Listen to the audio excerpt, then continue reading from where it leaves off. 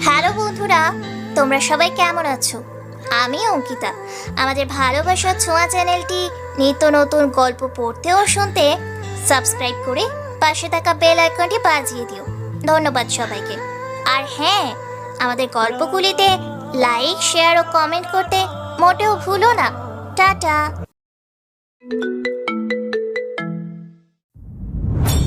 ভাই, শহরে নতুন কমিশনার এসেছে। কালকে রাতে খুনটা নিয়ে শহরে অনেক ঝামেলা হয়েছে। সালমান তার লোকজন দিয়ে বিশৃঙ্খলা সৃষ্টি করেছে শহরে। জনগণ আতঙ্কিত হয়ে গেছে। উপর থেকে খবর এসেছে রাফু ভাইকে মৃত্যু অথবা জীবিত দেখতে চায় জনগণ। রাত প্রায় 9:15 রাফি বেলকনিতে বসে একা একা চন্দ্রবিলাস করছে আর মনের সুখে এক একটার পর এক একটা সিগারেট টেনে যাচ্ছে। সিগারেট খাওয়া স্বাস্থ্যের জন্য ক্ষতিকর, এটা জেনেও মানুষ এটা খায়। এটা তার বদ অভ্যেস না, এটা তার নেশা। কিছু কিছু নেশা জীবনের সাথে এমনভাবে মিশে যায় যা ছেড়ে দেওয়ার সম্ভব হয় না। যদি ছেড়ে দেওয়ার চেষ্টা করি তাহলে নিজের কাছে আর কিছু ভালো লাগবে না। রাফির কাছেও ব্যাপারটা তাই। এমন মনে হয় সে সিগারেট খাওয়াটা এনজয় করে। রাতের আকাশে চাঁদ দেখার মজাই আলাদা, কিন্তু একা একা চন্দ্রবিলাস করতে কেমন যেন অনুভূতিহীন লাগে। চন্দ্রবিলাস আর সিগারেট টানতে রাফি এমন ব্যস্ত যে টনি কখন সে তার পাশে বসেছে সেটাও খেয়াল নেই তার। টনি হালকা করে একটা শুকনো কাশি দেয়। রাফি আকাশের দিকে থেকে দৃষ্টিটা সরিয়ে টনির দিকে তাকায়। টনি মনে হয় আজকে ক্লিন শেভ দিয়েছে, যার কারণে চাঁদের আলোয় মুখটা স্পষ্ট বোঝা যাচ্ছে। ছেলেটার মুখটা অনেক মায়াবী, চোখ জোড়া দুটো হালকা ঘোলাটে, যার কারণেই তাকে আরও আকর্ষণীয় লাগে। রাফি জ্বলন্ত সিগারেট আরেকটা টান দিয়ে ধোঁয়াগুলো ছাড়তে ছাড়তে বলে, রাফু ভাইকে কখনো দেখেছে কেউ? কি তার চেহারা, শুধু তার অস্তিত্বই বোঝা যায়, আর কিছু না। তাহলে কিভাবে চিন্তা করে পুলিশ রাফু ভাইকে ধরবে? ভাই, আমার মনে হয় কি আপনি কিছুদিন মিশনে যাওয়া বন্ধ করে দিন। শহরের অবস্থা বেশি একটা ভালো না। প্রতিটা রাস্তায় পুলিশের করা নজরদারি চলছে। পথ থেকে দেখার জন্য কাজ করছি, আমি অদৃশ্য হয়ে তা করে বেড়াচ্ছি। রাফু ভাই না চাইলে তাকে দেখার ক্ষমতা কারো নেই। আমি আল্লাহ ছাড়া কাউকে ভয় পাই না, তবে মনের ভিতর একটা সংকোচ থেকে যায়। আমার কাছের লোকগুলো যেন আমার সাথে বেইমানিটা না করে। ভাই, অনেক দিন ধরে একটা জিনিস জানতে খুব আগ্রহ, মনের ভেতর উলটপালট করছে। আপনি যদি অনুমতি দেন তাহলে বলি।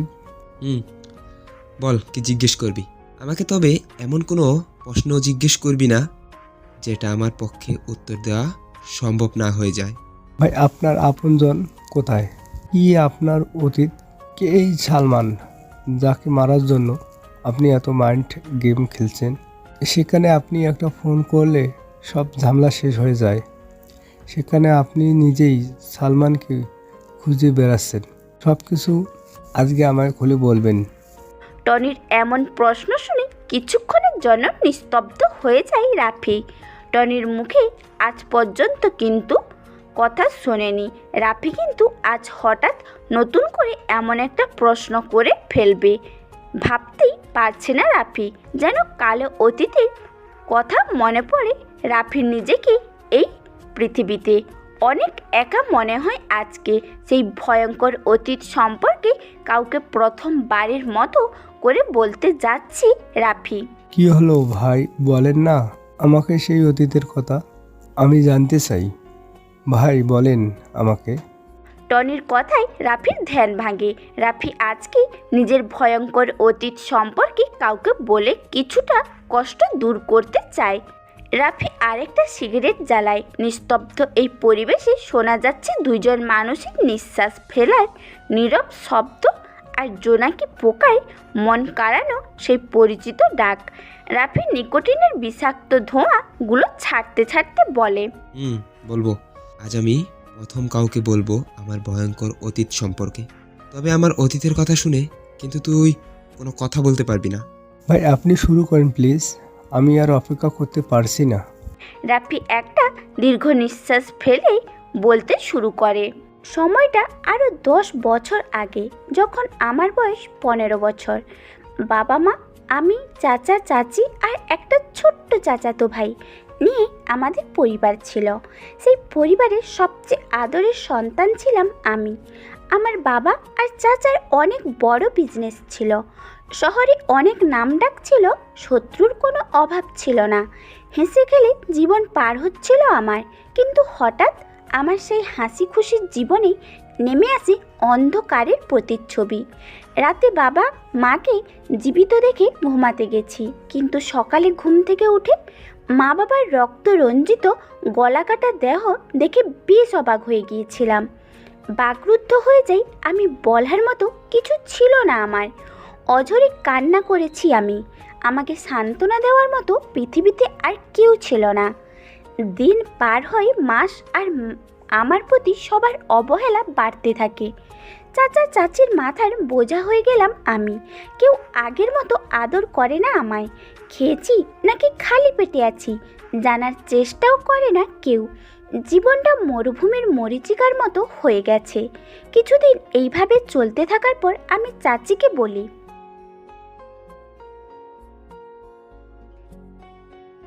কি বলবো তোর সাথে?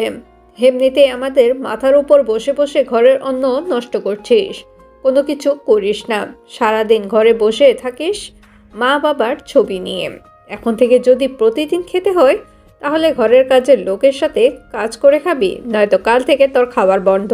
টমা, ঘরের কাজ করার জন্য তো অনেক কাজের লোক আছে, তাহলে আমাকে আবার কাজ করে খেতে হবে কেন? ঘরের কাজের লোকের বেতন কি তুই দিবি?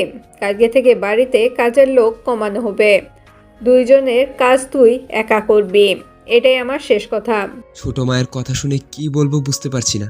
অসহায় দৃষ্টিতে তাকিয়েছিলাম আমি। এই কি সেই ছোট মা যে আমাকে প্রতিবেলা নিজ হাতে খাইয়ে দিত? আমার যেন এগুলো কিছু বিশ্বাস হচ্ছে না। মনের ভিতর একটা রাগ সৃষ্টি হয় তাদের প্রতি। বেঁচে থাকার জন্য আমায় কষ্ট করতে হবে, তাই প্রতিদিন ঘরের কাজ করতাম। কাজের লোকের থেকে বেশি কাজ করাতো আমাকে দিয়ে। ছোট মা আর চাচাতো ভাই রফিক পায়ের উপর পা তুলে আমাকে অর্ডার দিত, আমি সেই অনুযায়ী কাজ করতাম। জীবনটা কেমন যেন বিষাক্ত বিষাক্ত মনে হচ্ছে। নিঝুম রাতে একা একা আকাশপানে তাকিয়ে মা বাবার সাথে কথা বলতাম, যেন তারা আমায় এই অভিশপ্ত দুনিয়ায় একা রেখে চলে গেছে। আমাকে কেন নিয়ে গেল না? চার দেওয়ালের বন্ধ রুমটায় নিজের কান্নাগুলো শোনার মতো কেউ ছিল না। জীবনে কখনো কারোর উপর বেশি নির্ভর হওয়া ঠিক না, কারণ অন্ধকারে নিজের ছায়াও নিজেকে ছেড়ে চলে যায়। আমার কান্নার শব্দ কাউকে ব্যতীত করিনি। আমার মৃত্যুর সংবাদে ওরা কখনোই ব্যতীত হবে না। অনেক ভার ভেবেছিলাম চলে যাব এই অবহেলিত পৃথিবী থেকে, কিন্তু নিজেকে শক্ত করেছি। মা বাবা মারা যাওয়ার 6 মাস পর আমার জীবনের সবচেয়ে বড় একটা কালো অধ্যায়ের সূচনা ঘটে। সেদিন আমার খুব জ্বর ছিল, বিছানা থেকে ওঠার ক্ষমতা আমার ছিল না। আমাকে সেবা যত্ন করার কেউ নেই। এই পৃথিবীতে আমি সেদিন ছিলাম অনেক একা। ছোট মা চিৎকার করে করে আমাকে ডাকছে। আমি এই জ্বর নিয়ে কিভাবে নিচে যাব বুঝতে পারছি না। অনেক কষ্ট করে সিঁড়ি বেয়ে বেয়ে নিচে যাই। আমার অবস্থা তেমন ভালো না। ছোট মায়ের সামনে যেয়ে বলি, ছোট মা, আমাকে এভাবে ডাকছিলে কেন? কোনো কিছুর প্রয়োজন? ছোট আব্বু সোফার উপর আরাম করে গম্ভীর মুখ হয়ে বসে আছে আর আমার দিকে রাগী দৃষ্টিতে তাকিয়ে আছে। ছোট মা আমার কাছে এসে আমার চুলগুলো ধরে জোরে টান দিয়ে বলতে থাকে, রাফি, টাকাগুলো কোথায় লুকিয়েছিস সেটা বল। তুই আমাকে এখনো ভালো করে চিনতে পারিসনি। আমি টাকার জন্য তোকে মেরে ফেলতেও 1 মিনিটও দেরি করব না। বল, টাকাগুলো কোথায় রেখেছিস? আমি বুঝতে পারছি না ছোট মা কোন টাকার কথা বলছে। তাই আমি অবাক হয়ে জিজ্ঞেস করি, ছোট মা, কোন টাকার কথা বলছো তুমি? আমি কোনো টাকা লুকিয়ে রাখিনি। মিথ্যা বলছিস কেন তুই? আমার আলমারি থেকে 10 লক্ষ টাকা তাহলে কে নিয়েছে? তুই ছাড়া আর কেউ তো আমার রুম পরিষ্কার করতে চায় না। এটাই শেষ সুযোগ, বলে দে টাকাগুলো কোথায়। এরপর আমি যা করব তুই তো কল্পনাও করতে পারবি না। ছোট মা, আমি তোমার আলমারি থেকে কোনো টাকা চুরি করিনি, বিশ্বাস করো আমাকে। সেদিন আমার কথা কেউ বিশ্বাস করেনি, শুনেনি। আমার ব্যথায় কুকড়ে ওঠা সেই মায়াবী কান্না। চাচা আর চাচি মিলে অনেক মেরেছে আমায়, মুখ দিয়ে রক্ত বের হচ্ছিল আমার। চাচা ফোন দিয়ে পুলিশের হাতে উঠিয়ে দেয় আমাকে, মিথ্যা অপবাদ দিয়ে বের করে দেয় আমাকে আমার নিজের বাসা থেকে। শেষবারের মতো পিছনে ফিরে দেখে নেই আমার সেই স্বপ্নের হাসি খেলা বাড়িটা, যেখানে ছোট্ট থেকে বড় হয়েছি। আর সেখান থেকে মিথ্যা অপবাদ মাথায় নিয়ে বেড়ে যাচ্ছি। পুলিশ অফিসাররা যখন বাসার গেট পেরিয়ে যাবে, তখনই আমাদের বাসার পুরনো কর্মচারী করিম চাচা দৌড়ে আসে আমার কাছে। চাচাকে দেখে কান্না করে দিই আমি। আমাকে অনেক আদর করতো উনি। আমার কাছে এসে করিম চাচা কানে কানে বলতে থাকে, তোমার বাবা মাকে কে মেরেছে? তোমার ছোট মায়ের আপন ভাই সালমান, আর টাকাটাও চুরি করেছে সে। জীবনে অনেক বড় হবে তুমি, মা বাবার খুনের বদলা নিতে হবে তোমায়। এখানেই শেষ নয়, এখান থেকে তোমার জীবনের পথ শুরু। ভালো থেকো। করিম চাচার কথা শুনে সেদিন আমি খুব হেসেছি। পাগল হইনি, তবে ছাইকু হয়ে গিয়েছিলাম আমি। মনের ভিতর অনেক কষ্ট চাপা পড়ে গিয়েছে আমার। মনে মনে একটাই নাম জপেছি আমি, সালমান। দুনিয়ার যেখানে সে থাকুক তাকে খুঁজে বের করে নিজ হাতে আমার টার্গেট। আমার একটাই লক্ষ্য, একটাই স্বপ্ন, সালমান ভাই। জেলে অনেক মানুষের সাথে পরিচয় হয় আমার। কেউ কেউ ছোট ছোট গ্যাংয়ের লিডার, আবার কেউ ছিল লিডারের কাছে লোক। 4 বছর পর জেল থেকে বের হই, ওকে দাড়ি দিয়ে আবদ্ধ হয়ে যায়। 4 বছর পর নিজেকে নিজে দেখে চিনতে পারছিলাম না আমি। কোথায় ছিল সুন্দর সেই শৈশব, আর আজ জেল থেকে বের হওয়া একটা আসামি আমি। লাল রক্ত চোখে, জীবনের প্রথম হাতে পিস্তল নিয়ে। প্রথম দিকে অনেক ভয় পেতাম, কিন্তু লাইফে ভয় পেলে শুধু সময় নষ্ট। জানি আমাকে মরতে হবে, তাহলে কেন ভয় পেয়ে পিছিয়ে যাব? হয়ে যায় অদৃশ্য মাস্তান। সালমানের খোঁজ করে জানতে পারি টাকার ডন হয়ে যায় সে। সালমানকে ধরতে হলে তার চেয়ে বড় কিছু হতে হবে আমায়। শুরু করি মাস্তানি, সারা দেশ সরে যায় রাফু ভাই। কিন্তু এখনো সেই রাফু ভাইয়ের চেহারা সবার কাছে রহস্যময়। অনেক আবেগ নিয়ে কথাগুলো বলে থামে রাফি। রাত প্রায় শেষের দিকে। দূর থেকে শোনা যাচ্ছে মসজিদের দেওয়া মুয়াজ্জিনের ফজরের আজান। আজকে রাফি মসজিদে যাবে। অনেক দিন যাবৎ নামাজ পড়া হয় না তার। শরীর থেকে শার্টটা খুলে কালো একটা পাঞ্জাবি পরে নেয় সে। মাথায় টুপিটা লাগিয়ে রওনা দেয় মসজিদের উদ্দেশ্যে। নুসরাত, দেখ কালকের ওই বোকা ছেলেটা, কি যেন নাম, রাফি। দেখ দেখ আজকে নতুন গেটআপে এসেছে। মিমের কথা শুনে সবাই ক্যাম্পাসের গেটের দিকে তাকায়। একটা সুদর্শন যুবক ক্যাম্পাসে প্রবেশ করছে। পরনে তার কালো কালারের শার্ট, আগের মতো করে বুকের বোতামটা লাগানো না, স্টাইলিশ জিন্স। চোখের চশমাটা বদলে গেছে আরেকটার মতো মোটা ফ্রেমের না। কম বেশি অনেকে রাফির দিকে তাকিয়ে আছে। আজ হঠাৎ করে এমন করে বোকা ছেলেটা সবাইকে অবাক করে দিবে ভাবতেও পারছে না কেউ। রাফি নুসরাতদের দেখেও না দেখার ভান করে প্যান্টের পকেটে হাত দিয়ে চলে যাচ্ছে। তখনই নুসরাত রাফিকে ডাক দেয়। রাফি যেন এই ডাকেরই অপেক্ষা করছিল। আজ মূলত সে হালকা গেটআপ চেঞ্জ করেছে নুসরাতেরই জন্যই। রাফি নুসরাতদের সামনে যেয়ে দাঁড়ায়, কোনো কথা বলে না। আগ বাড়িয়ে নুসরাতই রাফিকে জিজ্ঞেস করে, কি ব্যাপার রাফি, আজ হঠাৎ এমন গেটআপ? নতুন গার্লফ্রেন্ড পেয়েছো নাকি? গার্লফ্রেন্ড না, তবে কোনো এক প্রিয়সীকে দেখার পর থেকে মনটা কেমন যেন করছে, তাই আর কি নিজেকে হালকা চেঞ্জ করার চেষ্টা করছি। আমরা তো দেখতেই পারছি কেমন চেঞ্জ, দামি শার্ট প্যান্ট, চোখের চশমাটাও পরিবর্তন হচ্ছে, হাতে লেটেস্ট মডেলের নতুন ঘড়ি, শরীরে পারফিউমসের তাজা গন্ধ আসছে। বাহ, বেশ ভালোই তো নিজেকে চেঞ্জ করেছো একদিনেই। চেষ্টা করছি নিজেকে বদলাতে। আজ মনে হয় কিছুটা সফল হয়েছি। এই পৃথিবীতে টিকে থাকতে হলে নিজেকে আরও উন্নত করতে হবে। মানুষ যতটা সুখী হতে চায় সে ততটাই হতে পারে। সুখের কোনো পরিসীমা নেই। ইচ্ছে করলেই সুখকে আমরা আকাশ অভিসারী করে তুলতে পারি। এখন এটা বলো যে তোমার গার্লফ্রেন্ডকে, আর সে কি এই ভার্সিটিতেই পড়ে নাকি অন্য কোথাও? আমাদের সাথে পরিচয় করিয়ে দেবে কখন? কথাটা শুনে রাফি নুসরাতের কাছে যায়। রাফির শরীরে দেওয়া মারাত্মক পারফিউমের ঘ্রাণ নুসরাতকে কেমন যেন আকর্ষণ করছে। রাফি আরেকটু কাছে যে নুসরাতের কানে কানে যে বলে, অনুরোধ নয়, তবে অনুরাগে বলছি। আজ বিকেল 4টায় তোমার জন্য অপেক্ষা করব ধানমন্ডির লেকের পাড়ে। আমি জানি তুমি আসবে। তোমার সাথে নতুন কাউকে পরিচয় করিয়ে দিব। তবে শুধু তোমার একারই দাওয়াত রইল, অন্য কারো নয়। কথাটা বলে সেখানে আর না, কারণ সে জানে এখন দাঁড়ালেই নুসরাতের সামনে অনেক প্রশ্নের উত্তর দিতে হবে। অপেক্ষা সেই বিকেল 4টায়। কখন সেই সময়টা আসবে? সময়টা বিকেল 3:40। রাফি আয়নার সামনে দাঁড়িয়ে নিজেকে গোছানোর চেষ্টা করছে। রাফি আজ একটা নীল রঙের পাঞ্জাবি পরেছে, তার সাথে কালো জিন্স, চোখে স্টাইলিশ চশমা, হাতে লেটেস্ট মডেলের রোলেক্স ঘড়ি, মাতাল করা পারফিউম। চুলগুলো আজকেই কেটে এসেছে, মুখে তেমন দাড়ি বোঝা যাচ্ছে না। নিজেকে আয়নায় দেখে নিজেই চিনতে পারছে না, মনে হয় কোনো রোমান্টিক শহরের নায়ক সে। টেবিলের ওপরে থাকা বাইকের চাবিটা ডান হাতে নিয়ে ঝাঁকাতে ঝাঁকাতে সিঁড়ি বেয়ে নিচে নামে। প্রথমেই টনির সাথে দেখা হয় রাফির। টনি কেমন অচেনা দৃষ্টিতে তাকিয়ে আছে রাফির দিকে।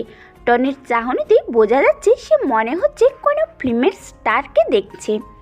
রাফি টনির দিকে তাকায় আর তার গোলাপি রঙের ঠোঁট দিয়ে শিস বাজাতে থাকে। টনি এসে রাফির সামনে দাঁড়ায়, নিঃশব্দে পা থেকে মাথা অবধি স্ক্যান করেছে। টনি বুঝতে পারছে না সে হঠাৎ একটা ছেলের এমন করে সাজার কি কারণ থাকতে পারে, তাই সে রাফিকে জিজ্ঞেস করে, ভাই মনে হচ্ছে কোথাও যাবেন, কিন্তু এমনভাবে সেজেছেন কোথাও যাচ্ছেন? রাফি নিঃশব্দে হাসে, যেই হাসিতে লেগে আছে অনেক বছর অপেক্ষা করার পর কোনো কিছুর পাওয়ার উত্তেজনা। রাফি টনির প্রশ্নের উত্তরে বলে, যাচ্ছি কোনো এক প্রিয়সীকে নিজের আবেগময় শহরে আমন্ত্রণ জানানোর জন্য। কিন্তু ভাই কে সেই অচেনা প্রেয়সী যার জন্য আজ এত বছর পর নিজের সুপ্ত অনুভূতি শহরে তাকে জানান দিচ্ছেন? সময় হলে সব কিছু জানতে পারবি, তবে আমি না বলা পর্যন্ত কোনো বেশি কথা বলবি না। আমি বেশি কথা বলা পছন্দ করি না, সেটা তুই ভালো করে জানিস। ভাই রাস্তায় যদি কোনো ঝামেলা হয় তাহলে সাথে সাথে আমাকে ডাকবেন, আমি চলে আসব। কিন্তু আপনি কোনো ঝামেলাও করলেই ফেঁসে যাওয়ার ভয় বেশি। এই রাফি যদি নিজের ইচ্ছায় ধরা না দেয়, তাহলে পৃথিবীতে এমন কোনো পুলিশ এখনও জন্মায়নি যে কিনা আমাকে ধরে থানায় নিয়ে যাবে। টনি কিছু বলতে যাবে কিন্তু তার বলতে পারে না। এর আগেই রাফি সেই জায়গাটা ত্যাগ করে। ধানমন্ডির এই রাস্তাটা আজ বেশ ফাঁকা। কিছুক্ষণ পর পর 2-3টা গাড়ি দ্রুত গতিতে যাচ্ছে। দেখে মনে হয় তাদের কোনো গুরুত্বপূর্ণ কাজ ফেলে এসেছে। যদি এটা এখন না করে তাহলে সব কিছু শেষ হয়ে যাবে এমন অবস্থা। কিন্তু না, কিছুই শেষ হবে না। হয়তো কিছু সময় নষ্ট হতে পারে। ওরা এটা বোঝে না যে এত দ্রুত গতিতে গাড়ি চালালে ভীষণ ঝুঁকি, কোনো বড় ধরনের দুর্ঘটনার শিকার হতে পারে। রাফি ফাঁকা রাস্তা পেয়ে একটু জোরেই বাইকটা চালাচ্ছে। বিকেলে ধানমন্ডির এই লেকের পাড়ে অনেক কাপলরা ঘুরতে আসে। রাফির আজ এই প্রথম অভিযান। বলতে গেলে নতুন কোনো অনুভূতি প্রকাশ করতে যাচ্ছে। কিন্তু নুসরাত কি মেনে নিবে রাফিকে? কোন ঘটনার ঘটার আগেই তা নিয়ে ভাবতে নেই। পরে দেখা গেছে সব কিছু নিজের কাছে গুলিয়ে যাচ্ছে। বর্তমানকে উপেক্ষা করে ভবিষ্যৎকে নিয়ে বেশি চিন্তা করা ঠিক না। নুসরাত একটা বেঞ্চের ওপর বসে আছে। পরনে তার কালো কালারের একটা শাড়ি, হাতে কিছু রঙিন চুড়ির সমাহার। মুখে কোনো কৃত্রিম মেকআপ করা নেই। এমনিতেই নুসরাতকে বেশ সুন্দর লাগে। মাথার চুলগুলো বাঁধা অবস্থায় না থাকলে তাকে যেন আরও মোহনীয় লাগতো। রাফি নুসরাতের সামনে এসে বাইকটা কষে ব্রেক করে। নুসরাত অন্যমনস্ক থাকায় হঠাৎ বাইক থামায় হালকা ভয় পেয়ে যায়। নুসরাত ছোট ছোট চোখ করে সামনের দিকে তাকায়। হাসি উজ্জ্বল সুদর্শন একটা যুবক বাইক থেকে নামে। ছেলেটার শরীরের গঠন বেশ ভালো, তবে ছেলেটা যেন রাফি এটা চিনতে নুসরাতের বেশি সময় লাগেনি। দুজনেই দুজনের দিকে অপলক দৃষ্টিতে তাকিয়ে আছে। মনে হয় 1000 বছরের পরিচয় যেন তাদের। নুসরাত হালকা করে কাশি দেয়। রাফির ধ্যান গভীরতা সব ভেঙে যায়। রাফি পেছন থেকে একটা তাজা গোলাপ বের করে হাঁটু গেড়ে প্রপোজ করার স্টাইলে নুসরাতের সামনে বসে বলতে থাকে। ভালোবাসা কি তা আমি জানি না, তবে কোনো এক অন্ধকার রজনীতে তোমাকে দেখে আমার মনের ভিতর লুকিয়ে থাকা সপ্ত অনুভূতিগুলো কেমন যেন ব্যস্ত হয়ে পড়েছে। তোমাকে ভালোবাসি কথাটা বলার জন্য মনটা অনেকভাবে প্যারা দিচ্ছিল। আজ আমি সার্থক, তোমার সামনে বসে তোমাকে ভালোবাসি কথাটা বলতে পেরে। তুমি সেই কবিতা যা প্রতিদিন ভাবি, লিখতে পারি না। তুমি সেই ছবি যা কল্পনা করি, আঁকতে পারি না। তুমি সেই ভালোবাসা যা প্রতিদিন চাই, কিন্তু তা কখনোই পাই না। আজ আমি অনেক করে পেতে চাই তোমায়, সেই মহনীয় ভালোবাসার পরশ যার জন্য অপেক্ষায় আছি প্রতিটা ক্ষণ। ভালোবাসা কি তপ্ত মরুর বালুর শিখা? ভালোবাসা কি নদীর স্রোতে ভাসমান কোনো নৌকা? ভালোবাসা কি বেশি আসা কোনো সুখের বেলা? ভালোবাসা কি দুঃখের মাঝে হাসি মিশ্রিত কান্না? ভালোবাসা কি কোনো এক অজানা ঠিকানা? আজ আমি খুব করে বলবো, ভালোবাসি তোমায় প্রিয়সী, ভালোবাসি। নুসরাত হাত দিয়ে রাফিকে ইশারা করে বসা থেকে ওঠার জন্য। রাফি ভাবছিল নুসরাত তাকে চড় মারবে, কিন্তু সে তা করেনি। কিছুক্ষণ সময় নিয়েছে। এবার নুসরাত বলতে থাকে। রাফি, একটা মানুষের পছন্দ থাকতেই পারে, এটার জন্য তাকে বেশি চাপ দেওয়া যাবে না। তোমার প্রপোজ আমি মনে হয় গ্রহণ করতে পারবো না। রাফি মুচকি হাসে। রাফি দেখতে পারছে নুসরাতের দৃষ্টিটা তার বাইকের ওপর। নুসরাতের চোখে কোনো কিছু জানার অনেক আগ্রহ দেখতে পাচ্ছে রাফি। কী কারণে আমার প্রেম নিবেদনটা তুমি গ্রহণ করতে না, সেটা কি আমি জানতে পারি? অবশ্যই, ছেলেদের প্রতি আমার তেমন কোনো আগ্রহ নেই, তবে একটা ছেলেকে দেখার পর আমার সেই ধারণাটা পাল্টে যায়। কারণ আমার জীবনে কোনো এক করুণ মুহূর্তে সেই ছেলেটা আমাকে এসে বাঁচায়। সেই দিন থেকে আমার মনের একটা জায়গা তার জন্য বরাদ্দ হয়ে গেছে। রাফি এবার একটু শব্দ করে হেসে বলে। না নুসরাত, সেই ছেলেটা কি তোমাকে কোনো এক অন্ধকার জঙ্গল থেকে মানুষ নামে পশুর হাত থেকে রক্ষা করেছিল? হ্যাঁ হ্যাঁ, কিন্তু তুমি এটা কি করে জানলে? এই ঘটনাটা তো আমি ছাড়া আর তেমন কাউকেই কিছু বলিনি। তুমি এটা কিভাবে জানলে সেটা আমাকে বলো। রাফি কিছু বলে না। ঠোঁটের কোণে রহস্যময় হাসি রেখে লেকের পাড়ে নিঃশব্দে হাঁটতে থাকে। পেছনে পেছনে যে নুসরাত আসছে সেটা রাফি বেশ ভালোই বুঝতে পারছে। কি হলো রাফি, তুমি কিছু বলছো না কেন? এমন করে হঠাৎ চুপ হয়ে গেলে কেন? নুসরাত, আমার বাইকটা দেখে কি তোমার চেনা চেনা লাগছে? দেখো তো ভালো করে, কোথাও এমন বাইক দেখেছো কিনা? আমি বেশ কিছুক্ষণ ধরে তোমার বাইকের উপর লক্ষ্য করছি। আমাকে সেই রাতে যে আগন্তুকটা আমাকে বাঁচিয়েছে তার বাইকটাও দেখতে ঠিক তোমার বাইকের মতো। সেই অচেনা অজানা আগন্তুকটা যদি আমি হই, তাহলে কি মন্দ হবে? মানে কি বলতে চাইছো সেটা ক্লিয়ার করে বুঝিয়ে বলো আমাকে। সেই দিন রাতে আমি চন্দ্রবিলাস করতে জঙ্গলের পাশে একটা বড় পুকুর পাড়ে বসেছিলাম। বাইক দিয়ে যখন আমি জঙ্গলের মাঝপথ দিয়ে চলে আসব, তখন একটা মেয়ে আতঙ্কের চিৎকার শোনা সেই দিকে এগিয়ে যাই। বাকিটা মনে হয় আমার আর কিছু বলার নেই। রাফি কথাটা বলে দীর্ঘ নিঃশ্বাস ফেলে। নুসরাতের কাছে যেন কথাটা বিশ্বাসই হচ্ছে না। খুশিতে আত্মহারা হয়ে গেছে সে। অনেক দিন ধরে খোঁজ করা সেই রাজকুমারকে পেয়ে গেছে। নুসরাত যে রাফিকে পেছন দিয়ে আঁকড়ে ধরে। রাফি পেছনে ফিরে তাকায়। নিজের কাছেও বিশ্বাস হচ্ছে না নুসরাত তাকে জড়িয়ে ধরে আছে। এই শহর রাফিকে আজ অনেক বড় একটা উপহার দিয়েছে। অবহেলিত শহর তাকে পৃথিবীতে বাঁচার জন্য একটা অক্সিজেনের ব্যবস্থা করে দিয়েছে। আজ রাফি অনেক খুশি। এলোমেলো জীবনটাকে গোছানোর সময় চলে এসেছে। নুসরাতকে বাইকের পেছনে বসিয়ে বাইকটা স্টার্ট দেয়। আজ ওরা দুজন এই ব্যস্ত শহরটাকে মাখিয়ে দিবে তাদের ভালোবাসার রং দিয়ে। সময়টা রাত 10টার কাছাকাছি। সালমান নিজের আস্তানায় অবস্থান করছে। পায়ের ওপর পা তুলে সোফায় বসে সিগারেট টানছে সে। অনেক চিন্তা হ্রাস করেছে তাকে। রাফু তাই শহরে আগমন করেছে। এটাই তার বড় চিন্তা। রাফু ভাই যে কতটা ভয়ঙ্কর সেটা সম্পর্কে সালমানের ভালোই ধারণা আছে। সালমান বসে বসে যখন এইগুলো চিন্তা করছিল তখন রাহাত সামনে এসে দাঁড়ায় আর বলতে থাকে, ভাই, সেদিন ওসমান, শরীফ আর রাব্বিকে রাফু ভাই নিজ হাতে খুন করেছে। এখন তার সবচেয়ে বড় টার্গেট হলেন আপনি। কিছুদিন আপনাকে সাবধানে থাকতে হবে। কোনোভাবেই আপনাকে খুঁজে পেলে সে শেষ করে দিতে পারে। কথাটা শুনে সালমান বসা থেকে উঠে দাঁড়ায়, হাত থেকে সিগারেটটা ফেলে মদের গ্লাসটা হাতে নিয়ে তা খেতে থাকে। এখন মনে হয় সালমানকে মদের নেশাই ধরেছে। টেবিলের ওপর থেকে পিস্তলটা নিয়ে কিছুক্ষণ নাড়াচাড়া করে সামনের কাছে পরপর 2টা গুলি করে। নাক দিয়ে পিস্তলের গন্ধটা শুকতে থাকে। রাহাত জানে সালমান বেশি টেনশনে থাকলে এমনই কিছু করে। নেশাগ্রস্ত গলায় রাহাতকে উদ্দেশ্য করে বলে, রাফু আমার কিছু করতে পারবে না। আমি নিজ হাতে ওই রাফুকে মারবো, নয়তো আমার শান্তি হবে না। নিজ হাতে কিভাবে রাফু ভাইকে মারবেন? আমরা তো এখন পর্যন্ত তার চেহারাটাও দেখতে পাইনি। তাহলে কিভাবে রাফু ভাইয়ের কাছে যাব? সে তো অদৃশ্য মাস্তান হয়ে মিশনে বের হয়। আছে আছে, এমনই একজন আছে যে রাফুকে অনেক কাছ থেকে দেখেছে। কে সেই ব্যক্তি? রাফু ভাই এর মধ্যে ভয়ানক মাস্তানি সম্মুখীন হয়েছে।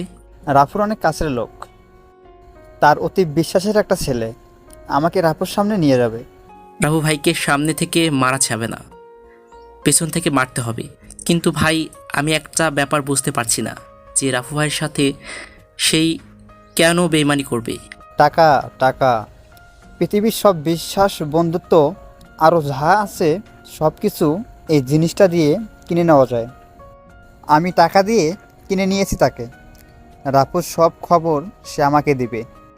রাহাত ভেবে পায় না কে সেই ব্যক্তি রাফু ভাই এর মতো ভয়ানক মস্তানের সাথে বেইমানি করবে। আজকের রাতের চন্দ্রটা কেমন যেন করে আলো দিচ্ছে, অন্য দিনের চেয়ে অনেকটা আলাদা।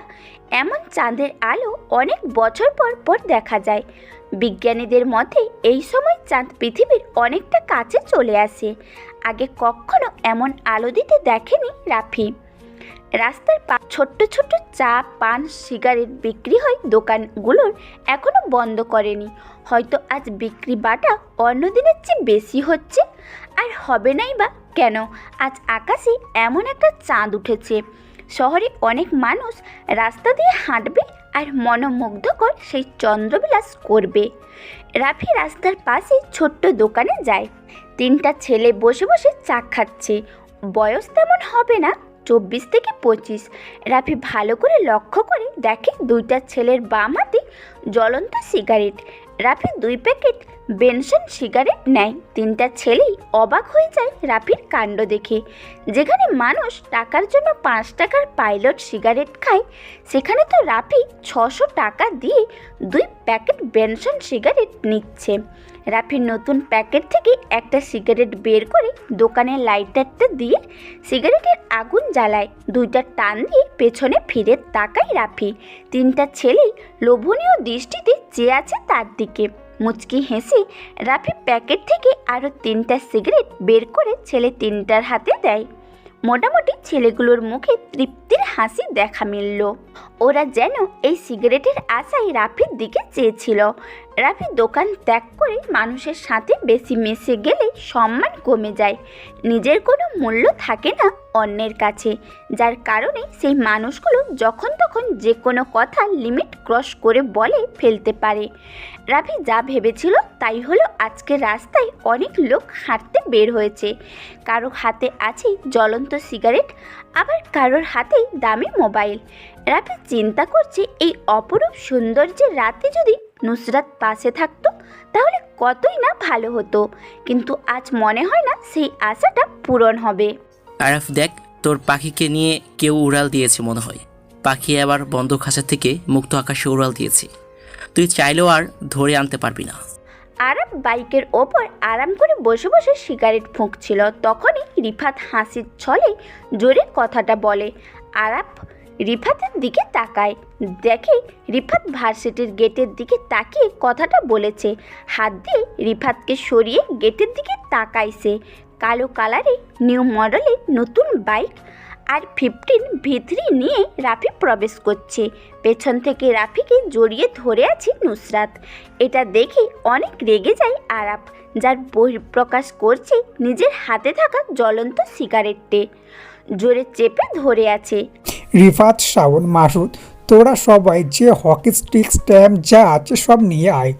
আজকে এই রাফির বাচ্চাকে আমি শেষ করে দেব। ওর সাহস কী করে হয় আমার ভালোবাসা মানুষকে নিয়ে বাইকে করে ভার্সিটিতে আসার। আরাফের কথা শুনে সবাই চলে যায় জিনিসগুলো আনার জন্য। রাফি আজকে অনেক চেঞ্জ হয়ে ভার্সিটিতে এসেছে। সাদা কালারের চেক শার্ট, কালো জিন্স, হাতে লেটেস্টের মডেলের ঘড়ি, পায়ে সাদা কনভার্স, চোখে স্টাইলিশ চশমা। বাইকের পেছনে তার ভালোবাসার মানুষটা বসা। মনের মধ্যে কেমন যেন আলাদা একটা ফিলিংস আসছে। রাফি বাইকটা থামায় সামনে। আরাফ আর তার বন্ধুরা হাতে স্ট্যাম্প স্টিক নিয়ে দাঁড়িয়ে আছে। রাফি আর নুসরাত বাইক থেকে নেমে দাঁড়ায়। রাফিকে কোনো কিছু বলার সুযোগ না দিয়েই আরাফ তার হাতে থাকা শক্ত স্টিকটা দিয়ে জোরে একটা বাড়ি মারে রাফির পায়ে। রাফি ব্যথায় কুঁকড়ে ওঠে, তবে সে এটা প্রকাশ করে না। শক্ত হয়ে দাঁড়িয়ে থাকে। ঠোঁটের কোণে ঝুলে আছে হতাশা ডাকা সেই হাসি। নুসরাত সামনে এগিয়ে আসবে, তা আর সে পারে না। রাফি হাতের ইশারায় নুসরাতকে থামিয়ে দেয়। আরাফ একটু এগিয়ে যায় রাফির দিকে। রাফির কলারটা ধরে ভার্সিটির সবার সামনে নিয়ে আসে। রাফি কিচ্ছু বলে না। আরাফ জোরে চিৎকার করে বলে, আমি নুসরাতকে পছন্দ করি, এটা এই ক্যাম্পাসের সবাই ভালো করেই জানে। তাই কোনো ছেলে নুসরাতের আশেপাশে ঘেঁষে না। কিন্তু তুই এই দুঃসাহস করছিস। আজ আমি তোর এমন অবস্থা করব যার দেখে ভার্সিটির সবাই ভয় পেয়ে যাবে। আমি কি আমার কোনো ছোট ভাইকে এখানে ডাকতে পারি? বেশি সময় নিব না, জাস্ট 10 মিনিট। রাফি কথাটা বলে আরাফের উত্তরের অপেক্ষায় তাকিয়ে থাকে। কম বেশি সবাই রাফির দিকে চেয়ে আছে। রাফি যে আজকে অনেক বড় বিপদে পড়েছে, কিন্তু সাহায্য করার মতো এই ভার্সিটিতে কেউ নেই। রাফির কথাটা শুনে আরাফ হাসতে হাসতে বলে, ডাক, তুই তোর কোন বাপকে এখানে ডাকবি? আজ আমার দেওয়ার শাস্তি থেকে তুই কেউ বাঁচাতে পারবে না। রাফির প্রশ্নের উত্তর সে পেয়ে গেছে। মুচকি হেসে সবার থেকে একটু দূরে যে পকেট থেকে দামি মোবাইলটা বের করে কাকে যেন ফোন দেয়। 2 মিনিট কথা বলে রাফি আগের জায়গায় এসে দাঁড়ায়। আরাফ এখন 10 মিনিট সময় অপেক্ষা করবে। আরাফ হাত দিয়ে কাউকে একটা চেয়ার আনতে পাঠায়। 4 পায়া বিশিষ্ট নীল কালারের চেয়ারের পায়ের ওপর পা তুলে বসে আরাফ। 10 মিনিট অপেক্ষা করতে করতে একটা সিগারেট খাওয়া যাক। যেমন ভাবনা তেমনি কাজ। আরাফ একটা সিগারেট জ্বালায়।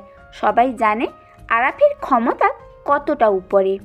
আরাফ নিজের হাতে থাকা ঘড়ির দিকে তাকায়। রাফির দেওয়া 10 মিনিট শেষ। যাদের হাতে ঘড়ি আছে সবাই নিজেদের ঘড়িতে সময়টা দেখে নেয়। 10 মিনিট শেষ, কিন্তু এখনও কেউ আসছে না। রাফির মোবাইলে টুং করে একটা মেসেজ আসার শব্দ হয়। আরাফ সিগারেটটা নিচে ফেলে দেয়, বসা থেকে উঠে দাঁড়ায়। রাফির কাছে এসে বলে, নিচের হাতের ঘড়ির দিকে একটু তাকা, 10 মিনিট তো শেষ। তোর ছোট ভাই কি আসবে না তোকে বাঁচাতে? রাফির সময় দেখতে হয় না, সে নিজেই সময়কে নিজের অস্তিত্বে ঘুরায়। ছোট ভাই তো কখন এসে বসে আছে, কিন্তু তারা কখন অ্যাকশন শুরু করবি সেটার অপেক্ষায় বসে আছে। রাফির কথা শুনে উপস্থিত সবাই ক্যাম্পাসের গেটের দিকে তাকায়, কিন্তু কাউকে আসতে দেখতে পারছে না। তাহলে কি রাফি মিথ্যে কথা বলছে? কিন্তু এখানে মিথ্যে বলে লাভ কি? বড় কোনো ধরনের সমস্যা এখানে আজ হবেই। কোথায় তোর ছোট ভাই? আমি দেখতে পারছি না কেন? নাকি আমার ভয়ে লেজ গুটিয়ে পালিয়েছে? রাফি কখনো কাউকে মিথ্যা কথা বলে না, এটা তার পছন্দ না। আমি একবার যখন বলেছি তখন তো নিশ্চয়ই আমার ছোট ভাই এসেছে, কিন্তু সে সবার চোখের আড়ালে। তোর দেখে অনেক মুখ ফুটেছে। এতদিন দেখতাম ভার্সিটিতে বোকার মতো আসতিস, এখন মেয়ে পেয়ে নিজেকে পুরো চেঞ্জ। ভালো, বেশ ভালো। তোর এই পরিবর্তনটাই আমার কাছে খুব ভালো লেগেছে। আমি নিজেকে পরিবর্তন করছি ঠিকই, কিন্তু কিন্তু সেটা কোনো মেয়ের জন্য নয়। তোর এত সাহস আসে কোথা থেকে সেটাই বুঝতে পারছি না। সাহস ছোট থেকেই আমার। আজ নুসরাতের ভালোবাসার জোরটা একটু বেশি। আজ ভালোবাসা তোর মুখ থেকে আমি চিরতরে শেষ করে দেব, আর কখনো নুসরাতের দিকে তাকাবার সাহসও পাবি না তুই। কথাটা বলে আরাপ নিজের ডান পাটা দিয়ে রাফির বুকে জোরে লাথি মারে। রাফি একটু দূরে ছিটকে পড়ে। রাফির নিচে থেকে উঠে দাঁড়ায়। আরাপ যে রাফির মুখের পাশে সজোরে কিল মারে। আরাপ এত জোরে মারে যার কারণে রাফির ঠোঁট কেটে গলগল করে রক্ত বের হতে থাকে। রাফি ডান হাত দিয়ে ঠোঁটের কাছ থেকে রক্তটা নিয়ে দেখে, উচ্চ কণ্ঠে হাসতে থাকে। আরাপ বোকা বনে যায়। একটা ছেলের ঠোঁট ফেটে রক্ত বের হচ্ছে, সেটা দেখেও সে কিভাবে হাসতে পারে? রাফি কি পাগল হয়ে গেছে না কি? কেউ কিচ্ছু বুঝতে পারছে না। রিফাত পেছন থেকে রাফির কাছে যেয়ে দাঁড়ায়। হাতে থাকা স্ট্যাম্পটা রাফিকে বাড়ি মারবে, তখনই কোথা থেকে একটা স্নাইপারের বুলেট এসে রিফাতের ডান পায়ে লাগে। রিফাত নিচে পড়ে যায়। ব্যথায় তার অবস্থা খারাপ, পা থেকে রক্ত পড়তে থাকে। সে নিচে বসে বসে দুই হাত দিয়ে রক্ত বন্ধ করার বৃথা চেষ্টা করে। রাফি শব্দ করে হাসে। এই হাসিটা যেন আরাপের পছন্দ হয় না। রাফির হাসি তার কাছে বিষের মতো মনে হচ্ছে। সাবধানতা বজায় রেখে আরাপ ডান হাতে স্টিকটা নিয়ে রাফির দিকে এগিয়ে যায় মারার জন্য, কিন্তু সেটা আর পারে না। আরাপ এর আগেই গরম একটা বুলেট এসে আরাফের ডান হাতে লাগে, আর হাত থেকে শক্ত স্টিকটা নিচে পড়ে যায়। বাম হাত দিয়ে ডান হাতের ওপর চেপে ধরে, কিন্তু এই ব্যথা যেন একটুও কমার নয়। এখন যদি মৃত্যু হয়ে যেত তাহলে হয়তো ভালো হতো। এই অসমাপ্ত ব্যথা সহ্য করার মতো না। আরাপদের এই করুণ অবস্থা দেখে পেছনে হাতে স্টিক নিয়ে দাঁড়িয়ে থাকা দুইটা ছেলে দৌড়ে পালিয়ে যায়। উপস্থিত কেউ বুঝতে পারছে না কোথা থেকে সাইলেন্সার লাগানো বুলেট এসে লাগছে আরাপদের শরীরে। সবাই অধীর আগ্রহ নিয়ে দেখে যাচ্ছে। রাফি চেয়ারটা টেনে বসে একটা সিগারেট জ্বালায় সে। পরিবেশটা এখন শান্ত, তবে কিছুক্ষণ পর কি হবে জানা নেই কারোর। সবার কাছে রাফিকে কেমন যেন অচেনা লাগছে। কেউ আগে কখনো রাফির এমন অবাক করা কাণ্ড দেখেনি।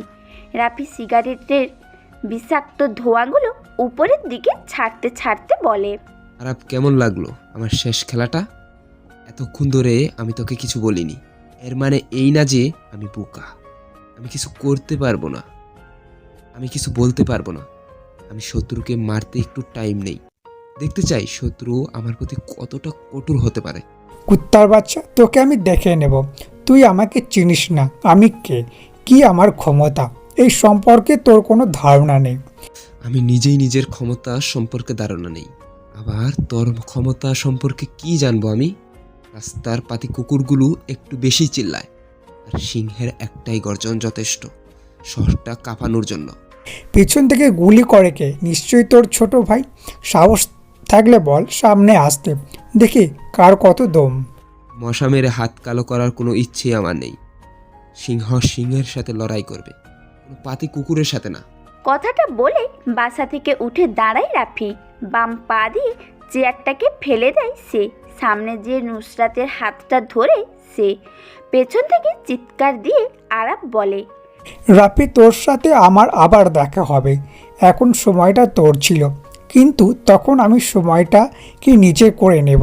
চ্যালেঞ্জ রইল। আরাপের কথা শুনে রাফি মাথাটা বাঁকা করে জোরে বলে, দাঁত রইল আমার নির্বিচ্ছিন্ন শহরে। নিজের শহরে ডেকে এনে ভালো খাতির যত্ন করব, চলে আসিস। রাফি কথাটা বলে সেখানে আর দাঁড়ায় না। নুসরাতকে বাইকের পেছনে বসিয়ে রওনা দেয় তাদের গন্তব্যে। রাত 12টা কিংবা 1টা হবে। বাইরে মুষলধারে বৃষ্টি পড়ছে। শহরটা এই বৃষ্টিতে ভিজতে ভিজতে পরিষ্কার হয়ে যাচ্ছে, কিন্তু এই শহরে কিছু মানুষের মন এখনো পরিষ্কার হয়নি। ভেতরে রয়ে গেছে অহংকার, হিংসা, মিথ্যা, আরও কত কিছু। মিরপুরের এই রাস্তাটা আজ বড্ড ফাঁকা। কোথাও কোনো মানুষের আনাগোনা নেই। নিস্তব্ধতা হয়ে গেছে ব্যস্ত শহরটা। দূর থেকে ল্যাম্পপোস্টের আলোয় স্পষ্ট দেখা যাচ্ছে মিরপুরের এই নীরব রাস্তার একদল লোক দাঁড়িয়ে আছে। পরনে সবার রেনকোট, কারোর রেনকোট কালো কালারের, আবার কারো হলুদ। কেন তারা এভাবে বৃষ্টির মধ্যে রাস্তায় দাঁড়িয়ে আছে? কি তাদের উদ্দেশ্য? রাফি আজকে রাতে মিশনের জন্য প্রস্তুত হয়ে গেছে। কালো কালারের পরিচিত রেনকোটটা পরে বাইকটা স্টার্ট দেয়। আজকে বাইরে অনেক বৃষ্টি, রাস্তাটা পুরো ফাঁকা।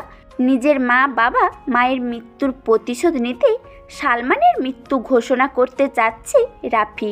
সন্ধ্যা থেকে রাফি টনিকে দেখছে না, যার কারণে একাই মিশনে বের হয় রাফি।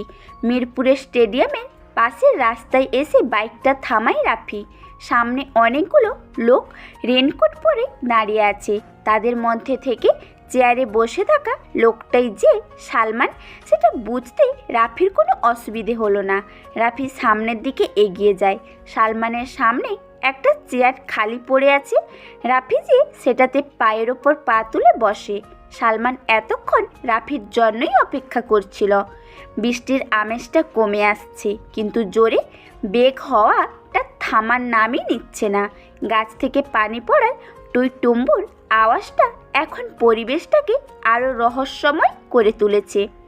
দুজনের মধ্যে নীরবতা বিরাজ করছে, কিন্তু এই সময় নীরবতা যেন শোভা পাচ্ছে না। তাই নীরবতা ভেঙে প্রথমে সালমান বলতে শুরু করে।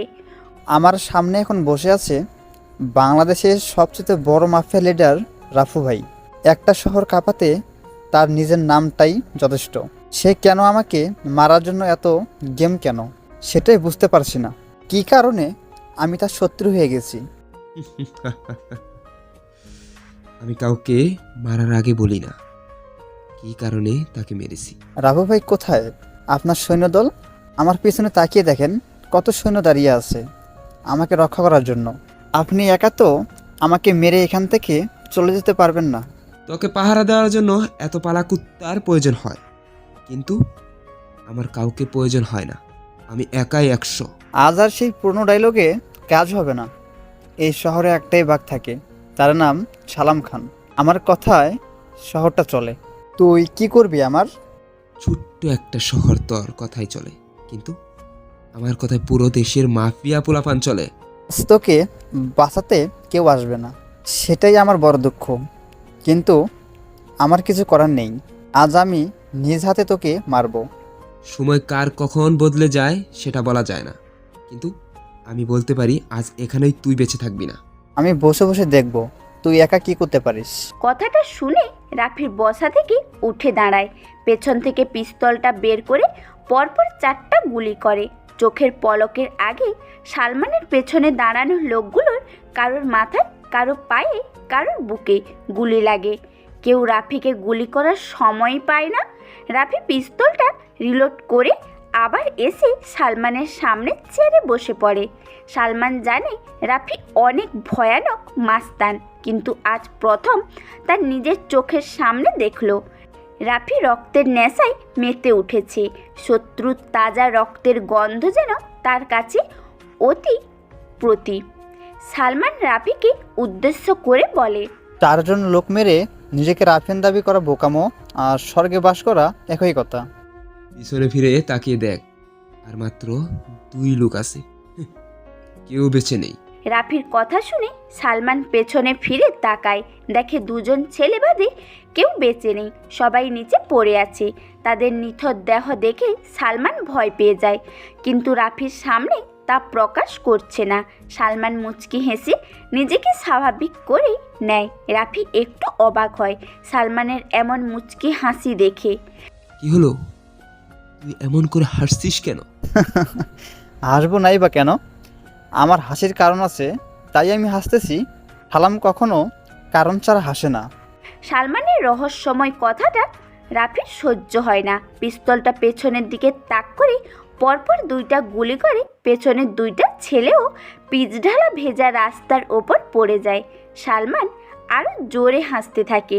রাফি যে সালমানের রেনকোটের কলার ধরে বলতে থাকে, শেষ তোর পালা। কুকুরগুলো সব মরে রাস্তায় পড়ে আছে, পিছনে তাকিয়ে দেখে নে, ওকে এখনই শেষ করে দিব আমি। তালাগুলি দেখি কেমন বুকের পাটা তোর। এখনও অনেক মাইন্ড গেম খেলা বাকি আছে, সেটা শেষ করে নেই আগে। আমি আর অপেক্ষা করতে চাই না, সময় অনেক দিয়েছি আন্না। আজ আমি এখানেই খেলা শেষ করে দিব। No no no no mister Rafu ভাই, সেই ভুলটা করবেন না। নিজেই নিজের বিপদ ডেকে আনবেন না। হঠাৎ কারোর গলার শব্দ পেয়ে রাফি আর সলমান সেদিকে তাকায়। বাইকে হেলান দিয়ে কোনো এক আগন্তুক দাঁড়িয়ে আছে। পরনে তার কালো রেনকোটের, মাথায় বড় হুডি আলা টুপি, মুখে কাটা মাস্ক। আগন্তুক দেখতেই অনেকটা রাফির সাথে মিল আছে। কে এই আগন্তুক? রাফির নিজের ধারণার বাইরে, কিন্তু আগন্তুকের গলার কণ্ঠটা রাফির অনেক পরিচিত। তবে রাফি সেটা মনে করতে পারছে না। আগন্তুককে দেখে সালমান জোরে জোরে হাসতে থাকে আর বলতে থাকে, চলে এসেছে আমার মাইন্ড গেমার।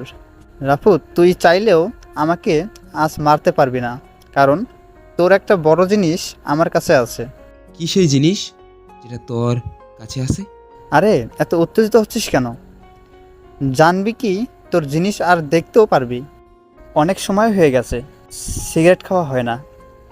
আমি সিগারেটটা জ্বালিয়ে নেই, তারপর তোর সাথে কথা বলছি। সালমান রেনকোটের সামনে পকেট থেকে একটা প্যাকেট আর লাইটারটা বের করে। সিগারেটের প্যাকেটে মনে হয় একটাই সিগারেট ছিল।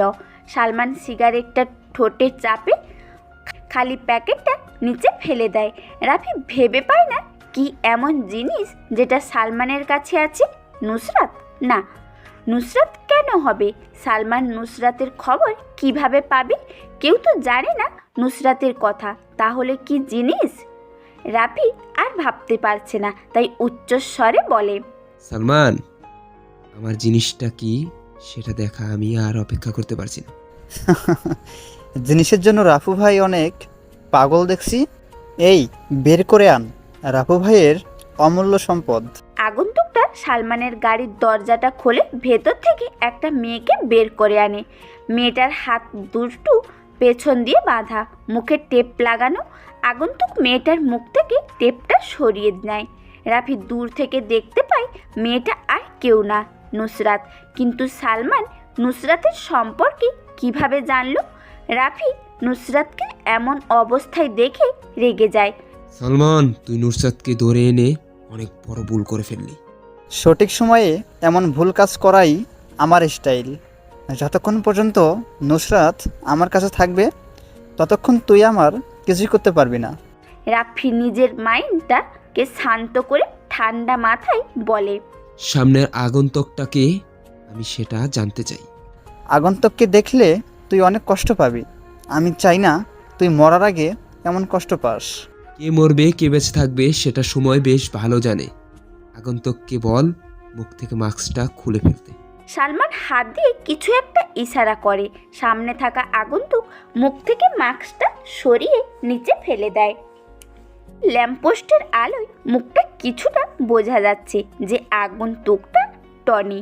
রাফি অনেকটা চমকে ওঠে টনিকে এইভাবে দেখে। বেইমান, সবাই বেইমান। টনিকে এত বিশ্বাস করতো রাফি, কিন্তু কি করলো? সেই বেইমানি করেছে। টনি, তুই এখানে এই অবস্থায় কেন?